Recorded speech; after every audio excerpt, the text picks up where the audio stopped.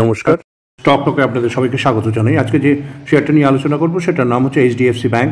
সেটার সম্বন্ধে নতুন করে কিছু বলার নেই, তার কারণ হচ্ছে একটা ইন্ডিয়ান ব্যাংকিং এবং ফিনান্সিয়াল সার্ভিস কোম্পানি, যার হেডকোয়ার্টার মুম্বাইতে আছে। এটা প্রাইভেট সেক্টর ব্যাংককে অ্যাসেটের দিক থেকে 10th largest bank by market capitalization হিসেবে গণ্য করা হয়েছে মে মাসে 2024 সালে। আর এর মার্কেট ক্যাপিটালাইজেশন আছে $145 বিলিয়ন। বুঝতে পারছেন, যেটা third largest company Indian stock এক্সচেঞ্জে। তাহলে এই কোম্পানির সম্বন্ধে আমাদের নতুন করে কিছু বলার নেই। ব্যাংকিং সেক্টরে একটা লিডিং জায়গা এই কোম্পানি ধরে রয়েছে। একটু মার্কেট ক্যাপটা আমরা দেখে নিই। মার্কেট ক্যাপটা দেখুন, 12,59,372 কোটি টাকা। সেই ক্ষেত্রে লার্জ ক্যাপ কোম্পানি এটা। কারেন্ট প্রাইসটা যাচ্ছে 1647, আর হাই দিয়েছিল 1880, আর লো ছিল 1363। তো এখন মোটামুটি একটা কেনার জায়গাতে আছে। ডিভিডেন্ড ইল্ড যেটা 1.18, বুক ভ্যালু 601, এখন চলছে 1363, মানে ডবল করলে 1200 টাকা, আর 162 টাকা কম আছে। ROCটা একটু কম আছে 7.67%, আর ওই ঠিকঠাক আছে। ফেস ভ্যালু এই মুহূর্তে 1। কোম্পানির চার্ট প্যাটার্নটা একটু দেখে নিচ্ছি এক মাসে। সেটা হচ্ছে দেখুন, 16ই ডিসেম্বর 1865 টাকা 20 পয়সা। সেখান থেকে একবার 1810, 1793, তারপরে আবার ভলিটিলিটি দেখুন, আবার 1800 উঠেছিল, আবার 1798, 1782, এবং সেখান থেকে নেবে 1600-তে চলে এসছে। তার মানে এই কোম্পানিতে আমাদের মার্কেট ক্যাপ যেহেতু হিউজ, সেহেতু এই কোম্পানিতে কম হলে, মানে if you ask me that, আমি তাহলে আপনাদের রেকমেন্ড করব। অবশ্যই আপনারা মার্কেট রিসার্চ করে নেবেন, কোনো রেকমেন্ডেশন এখান থেকে দেওয়া যায় না। সেটা হচ্ছে যে আপনি বাড়লে বেচে দেবেন, কমলে কিনে নেবেন। যখনই কমে গেল বাই, আর যখনই আপনার মার্কেট উঠছে, আপনার কাছে কিছু শেয়ার আছে, আপনি যখনই মার্কেট উঠছে 4-5%, ঠিক আছে, আপনি 5% পেলেন, এটাকে সেল করে দিন। এই করে কিন্তু এই কোম্পানি থেকে প্রচুর পয়সা উপার্জন করা যায়। কোম্পানির বরোয়িংসটা এই মুহূর্তে একটু বেশি আছে, সেটা হচ্ছে 31,07,503 কোটি টাকা, যেটা আগে থেকে একটু বেশি। এবং রিজার্ভটা তুলনামূলকভাবে 4,55,636 কোটি টাকা। প্রোমোটার হোল্ডিংটা দেখে নিন। প্রোমোটার হোল্ডিং কিন্তু 25.52 কোয়ার্টার অন কোয়ার্টার, মানে জুনের 23-তে ছিল, এখন প্রোমোটার হোল্ডিং 0। ফরেন ইনভেস্টমেন্ট কিন্তু প্রচুর বেড়েছে, সেটা হচ্ছে 49.21%, যেটা 52 ছিল, 47 ছিল, 33 ছিল জুন কোয়ার্টারে 23-তে, সেটা এখন 49.21। ডোমেস্টিকেও বেড়েছে 34.37। তো ওভারঅল আপনারা এই কোম্পানির উপর ভরসা করতে পারেন মার্কেট রিসার্চ করে। এখন কমের দিকে আছে, এটাকে কিনে কোম্পানির উপর অবশ্যই ফোকাস করতে পারেন। তার কারণ হচ্ছে কোম্পানির ফান্ডামেন্টাল কিন্তু স্ট্রং, এবং এই কোম্পানি কিন্তু আপনাকে পয়সা দেবে, এটুকু আমি বলতে পারি। বাকিটা আপনাদের নিজেদের ব্যক্তিগত ব্যাপার। পরের যে কোম্পানিটা নিয়ে আলোচনা করব সেটা হচ্ছে Indian renewable energy development agency limited. এই কোম্পানিকে কিন্তু আমি অনেক আগেও ভিডিও বানিয়েছি, এবং দেখে নেবেন যে এই কোম্পানি সম্বন্ধে আমরা বারবার কেন বলছি। এটা হচ্ছে renewable energy, government of India এই ইরেদা একে নবরত্ন স্ট্যাটাস দিয়েছে। এই কোম্পানি প্রোভাইড করে financial assistant two energy efficiency and conversation project. যারা এই রিনিউয়েবল এনার্জি এবং এই রিনিউয়েবল এনার্জি রিলেটেড নিয়ে কাজ করে, তাদেরকে কিন্তু ফিনান্সিয়াল সাপোর্ট বা ফিনান্সিয়াল ডেভেলপমেন্টের জন্য যা করণীয় এই কোম্পানি সেটা প্রোভাইড করে। কোম্পানির মার্কেট ক্যাপ খুব একটা যে বেশি তা নয়, 55,438 কোটি টাকা। এখন যে প্রাইসটা যাচ্ছে 206 টাকা, 310 হাই দিয়েছিল, লো দিয়েছিল 114, আর স্টক পি আছে 36.1, বুক ভ্যালু 34.7, 3 গুণ কম। আর ডিভিডেন্ড এই কোম্পানি এখনও অবধি দিচ্ছে না। ROC মোটামুটি 9.30, ROEটা ভালো আছে 17.3। ফেস ভ্যালু কিন্তু ইরেডা কোম্পানির 10 দেখাচ্ছে। তো বোনাস স্প্লিট পাওয়ার সম্ভাবনা এই কোম্পানির মধ্যে আছে। এই কোম্পানি কিন্তু অনেকবার সুযোগ দেয় মানে কেনা বেচা করার জন্য। যেটা আপনাদেরকে আমি বলি সেটা হচ্ছে, মার্কেট যখন কমছে তখন আপনারা বাই করুন। সেটা যদি করেন তাহলে আপনি অ্যাভারেজ করতে পারবেন। এবং দেখুন, আবার উঠে আবার এই কোম্পানি কিন্তু একটা ইউ শেপ বানাচ্ছে, তার কারণ হচ্ছে এই যে ইউ শেপগুলো কমছে বাড়ছে সেগুলো কিন্তু কোম্পানি সবসময় দিয়ে থাকে। তাই এই কোম্পানির উপরে আপনারা পয়সা কীভাবে আপনি একটা শেয়ার কিনে সেটাকে যদি আপনি তার রেটটাকে আরও কমাতে চান, যে 10 টাকায় কিনে সেটাকে 7 টাকায় বানাতে চান, তাহলে this is the company where you can manage. এই মুহূর্তে এই কোম্পানির বরোয়িংসটা একটু বেশি আছে, ইয়ার অন ইয়ারের যে রেজাল্টটা দেখাচ্ছে, এবং রিজার্ভ কিন্তু কম আছে 6,648, সেখান থেকে 9 গুণ বেশি আছে বরোয়িংস। এটা হচ্ছে কোম্পানির একটা মাইনাস। এই কোম্পানির প্রমোটার হোল্ডিং দেখুন 75% from the beginning to end একই দেখাচ্ছে। ফরেন ইনভেস্টমেন্ট বেড়েছে, মাঝখানে একটু কমেছে এবার 2024-এ, সেটা যে 2.2%, আর ডোমেস্টিক যেটা আছে সেটাও কমেছে 0.35। আরওইটা দেখুন, রিটার্ন অন ইকুইটি 2020 সালে ছিল 8%, সেটা 21-এ দাঁড়ালো 13%, 22-এ 15%, 23-এ 15%, 24-এ 17%। তার মানে কোম্পানি আগে ডেভেলপমেন্ট করছে এবং কোম্পানির ফিনান্সিয়াল স্ট্যাটাস আগের থেকে বেটার হচ্ছে।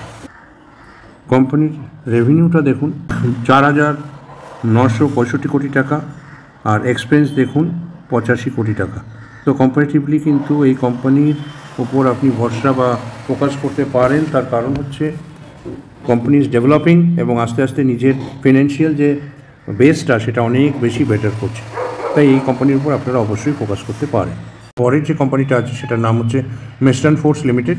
এর মার্কেট ক্যাপ, আজকে যে মার্কেটে এর প্রাইস চলছে সেটা হচ্ছে 7 টাকা 7 পয়সা। এটা দেখে অনেকেই ঘাবড়ে গেছে, তার কারণ হচ্ছে এটা 15 টাকা 16 টাকা 20 টাকায় এটা ট্রেড করছিল, সেখানে 7 টাকায় চলে এসেছে। তো সাধারণ মানুষ যারা ইনভেস্টার তারা অনেকটা ঘাবড়ে গেছেন যে আদৌ এই কোম্পানি থাকবে কি না চলে যাবে না উড়ে যাবে, সেটা একটা বিরাট সংখ্যা তাদের মধ্যে এসে গেছিলো। কিন্তু আপনাদেরকে বারবার যেটা আমি বলি, মার্কেট ক্যাপ দেখবেন এবং কোম্পানির ফান্ডামেন্টাল অ্যানালিসিসটা করবেন। নিজেরা করলেই বুঝতে পারবেন যে কোন জায়গায় দাঁড়িয়ে আছেন। আজকে যে একটা মার্কেটে সব শেয়ারই পড়ছে, তো ইস্টার্ন ফুড ওখানে মাথা উঁচু করে দাঁড়াতে পারে না, তারটাও কমে যাবে। ঠিক আছে, কী কাজ করে 1981 সাল থেকে এই কোম্পানি ইস্টার্ন ফুডস, এটা manufacturing and processing of rice and wheat, এই কোম্পানি এই কাজটা করে থাকে।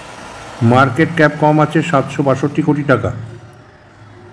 অনেক দূর এগোতে পারে যদি কোম্পানি ফান্ডামেন্টালটা একভাবে মেনে নিয়ে এগোতে পারে। 7.7 রুপিস আজকে কারেন্ট প্রাইস যাচ্ছে। ঠিক আছে, যা আপনাদেরকে বললাম 26 টাকা 40 পয়সা হাই দিয়েছিল, 6 টাকা 13 পয়সা লো। আপনারা যদি এই কোম্পানির উপর ফোকাস করেন বা ট্রাস্ট করেন তাহলে কিন্তু এখন ইনভেস্টমেন্ট করার বেস্ট টাইম।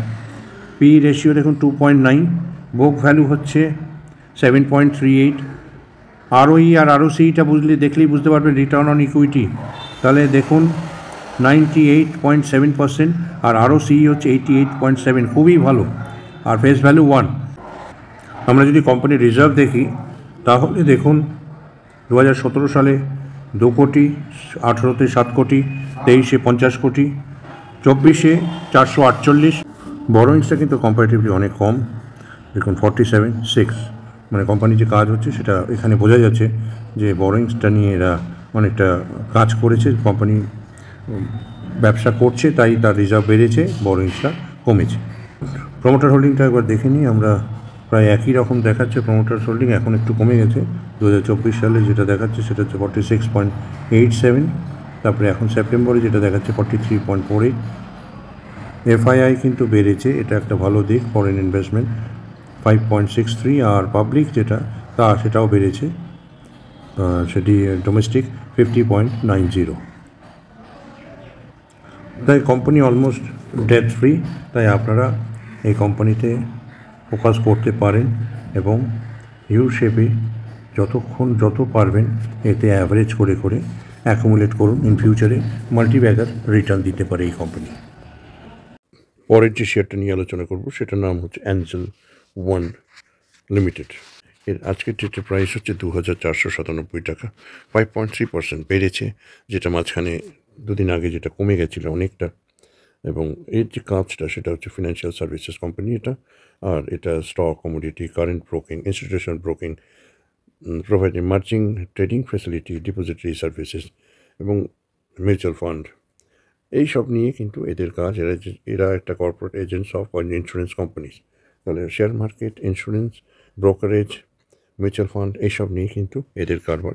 এবং কোম্পানির উপর ফোকাস করতে পারেন। কোম্পানি খুব ভালো মার্জিনে চলছে এবং কোম্পানির মার্কেট ক্যাপটা কম আছে, দেখুন 22,539 কোটি টাকা, মার্জিন কম আছে, আগে অনেক দূর যাবে। এবং এখন যে প্রাইসটা যেটা বলুন 2,497 টাকা, কোম্পানির মার্কেট ক্যাপ কিন্তু অনেক কম, 22,539 কোটি টাকা। আর হাই দেখে 3,503, লো হচ্ছে 2,025 টাকা। তাহলে এই মুহূর্তে এটা কিন্তু কেনবার সময়, মানে ইনভেস্ট করার সময়। কোম্পানির ডিভিডেন্ড ইল্ড আছে 1.39%, ROCE দেখুন 38.7, ROE হচ্ছে 43.3, খুবই ভালো, ফেস ভ্যালু হচ্ছে 10। এক মাসের চার্ট প্যাটার্নটা আমরা একটু দেখে নিই। 18ই জানুয়ারি আমাদের এটা ছিল, 17ই জানুয়ারি 3,333 টাকা 35 পয়সা, সেটা আবার নিচে মার্চে, ফেব্রুয়ারিতে সেটা নেমে গিয়ে 2,917 টাকা, মার্চে দেখুন 2,435 টাকা, সেটা কিন্তু আবার বাড়লো এপ্রিলে, আবার কমলো। এইভাবে কিন্তু ভলিটিলিটি এই কোম্পানির মধ্যে আছে। তো এই কোম্পানির মধ্যে কিন্তু আপনারা একটা ইউশেপ বানাতেই পারেন, যেটা আপনাদেরকে বলেছিলাম। বাজারে যদি শেয়ারের দাম কমে তো আপনারা সেখানে বাই করবেন, এই করে অ্যাভারেজ করবেন, ঠিক আছে। এখানে যদি এটা 100 টাকা হয়, এখানে 90, তারপরে 85, 80, 75, এইভাবে কমতে কমতে আপনি আবার যদি 100 টাকায় আসেন, তাহলে কিন্তু আপনি অনেক প্রফিট করতে পারবেন।